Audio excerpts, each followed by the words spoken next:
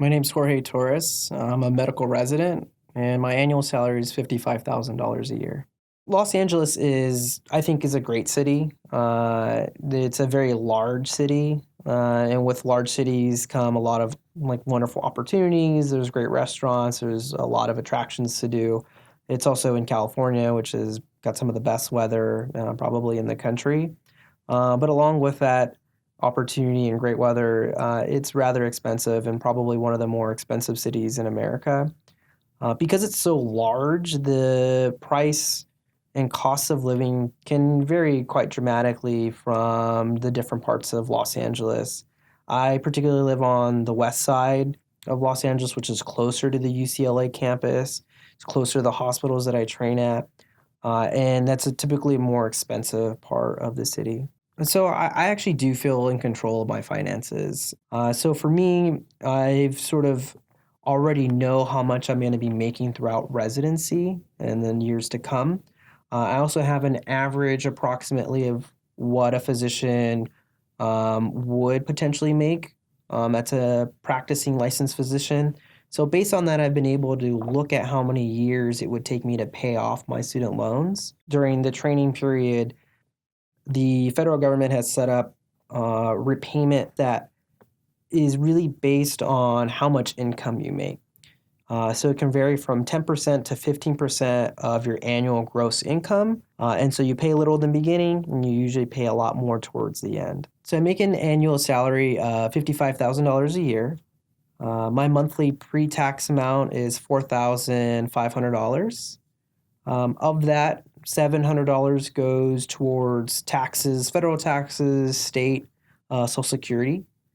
And then also, I have about $350 that goes towards a 401k. That's pre-tax money that is automatically withdrawn from my paycheck. My take home at the end of that is around $3,450.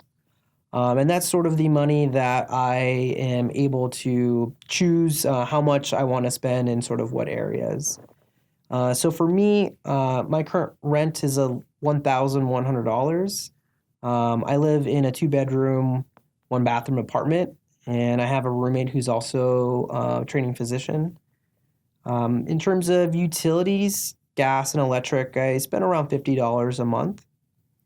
In terms of internet and sort of basic TV is also around $50 a month. My cell phone bill is around $200 a month, and that's actually a family plan. I have like four other lines that are on there that my siblings and my parents are on as well. And so together I just pay the full cell phone bill.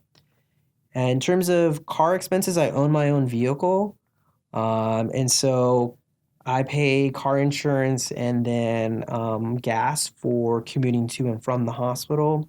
That averages around like $250 a month. In terms of my student loan, based on my income that I make as a resident, being 10% of my annual gross income, I pay right around $450 altogether, including all of my loans.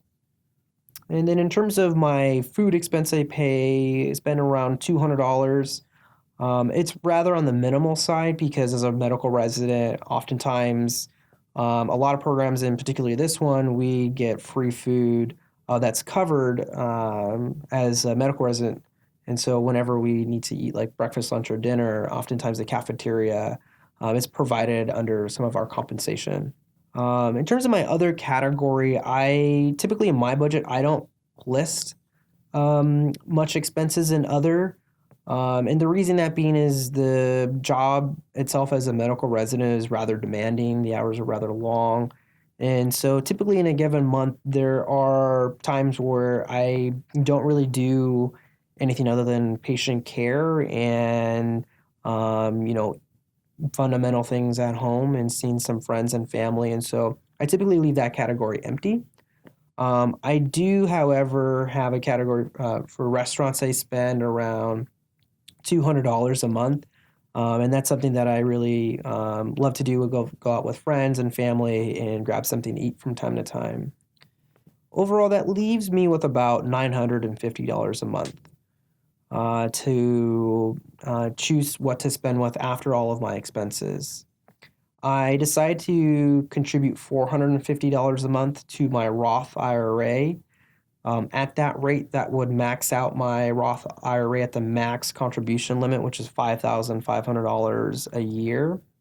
I chose to put money in a Roth IRA in addition to the 401k because it is post-tax money, and also Roth IRA contributions. And then after that, that leaves me with around $500 in sort of additional savings.